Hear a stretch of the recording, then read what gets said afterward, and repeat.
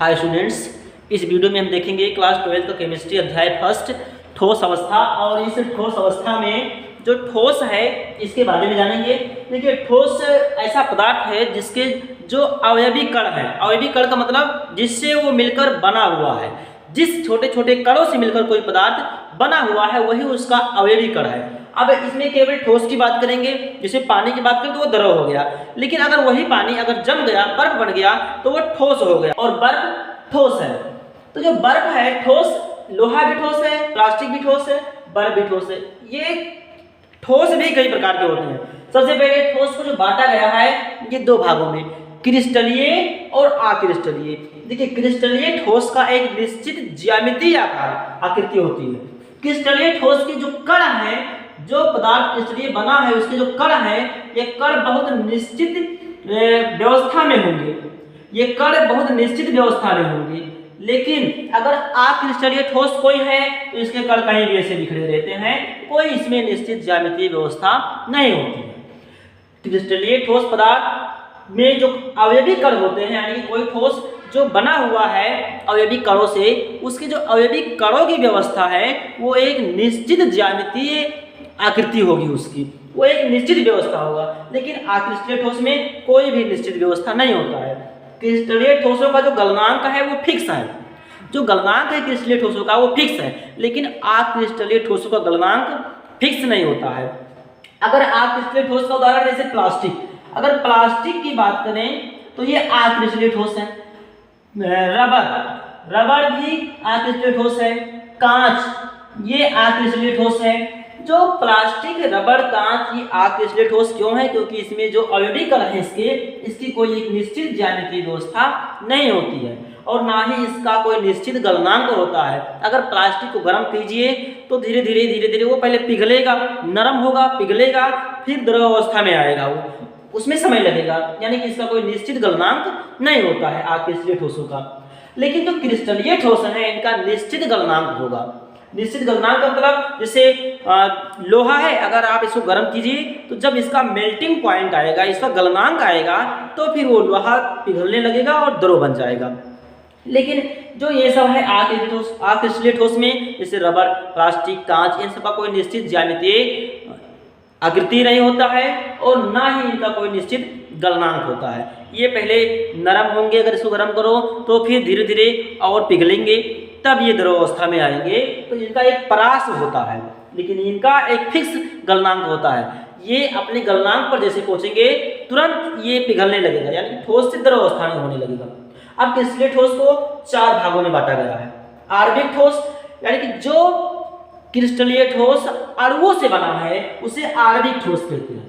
जो क्रिस्टलीय ठोस अणुओं से बना है उसे आणविक ठोस कहते हैं। जैसे बर्फ का सूत्र है H2O, यानी कि उसमें H2O के अणु है, तो ये H2O के अणु है, ये अणु है, H2O का एक अणु है, H2O लिखा है, यानी कि बर्फ जल का एक अणु है, तो जल से बर्फ बनता है, तो जल के अणु उसमें रहते हैं, आपस में जुड़े रहते हैं, तो आणविक ठोस है। ऐसे Cl2 ठोस अवस्था में आणविक ठोस है, I2 आणविक ठोस है, CCl4 कार्बन टेट्राक्लोराइड ये भी आणविक ठोस है, क्योंकि ये पूरा एक अणु हो गया।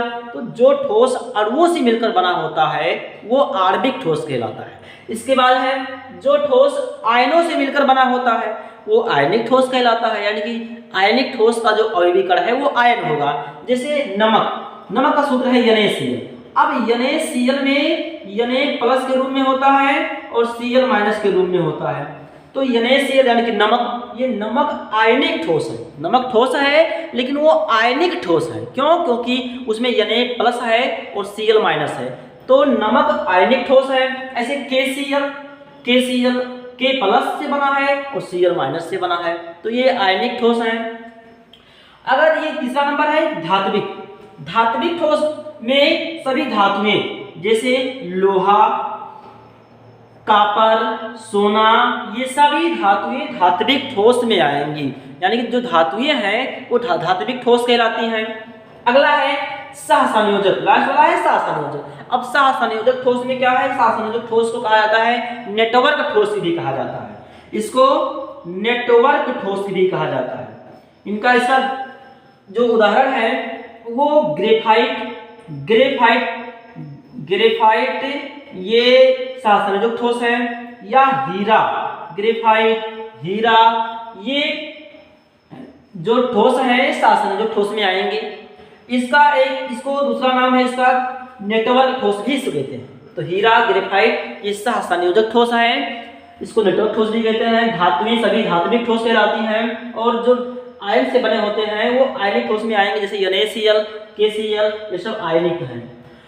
ये आणविक ठोस में यानी कि जिनका आवयवीकरण अणु होता है वो आणविक ठोस कहलाते हैं, जैसे बर्फ हुआ, Cl2, I2CCl2।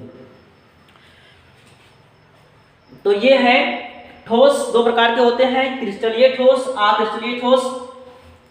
अक्रिस्टलीय ठोस का उदाहरण है प्लास्टिक, रबर, कांच। क्रिस्टलीय ठोस का उदाहरण है, इसमें नमक भी आ जाएगा, तो ये सब क्रिस्टलीय ठोस है। ये 4 प्रकार का होता है, आणविक, आयनिक, धात्विक, सहसंयोजक। आणविक का उदाहरण है H2O, बर्फ अणु से बना है H2O के। आयनिक NaCl, धात्विक FeCuAg, सहसंयोजक ग्रेफाइट, हीरा, ये सब क्रिस्टलीय ठोस है। अक्रिस्टलीय ठोस में प्लास्टिक, रबर, कांच। देखिए अगर ये कांच है ये भी अक्रिस्टलीय ठोस है, क्योंकि इसका भी कोई एक निश्चित गलनांक नहीं है, ना ही निश्चित ज्यामितीय आकृति होता है। इसमें कांच जो बहुत पुरानी इमारतें उसकी जो खिड़कियां हैं वो कांच की थी। अब ये जो कांच है देखा गया कि बहुत वर्षों लगभग सैकड़ों साल बाद ये देखा गया कि जो कांच है, इस कांच का जो नीचे वाला भाग है ये थोड़ा सा मोटा हो गया है। तो ऊपर वाले भाग की अपेक्षा नीचे वाला भाग थोड़ा मोटा हो गया है। तो कांच ठोस है, लेकिन ये अक्रिस्टलीय ठोस है, इसलिए क्योंकि इसमें बहने का गुण पाया जाता है। ये जो कांच है इसमें द्रव यानी कि बहने का गुण भी पाया जाता है। ऊपर के अणु नीचे आ गए, क्यों? इसीलिए ये मोटा हो गया।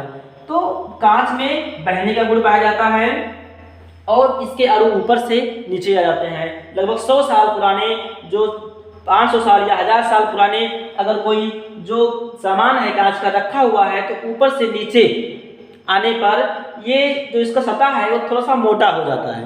तो इससे कहा जाता है कि जो कांच है इसमें बहने का गुण यानी कि द्रव का गुण पाया जाता है।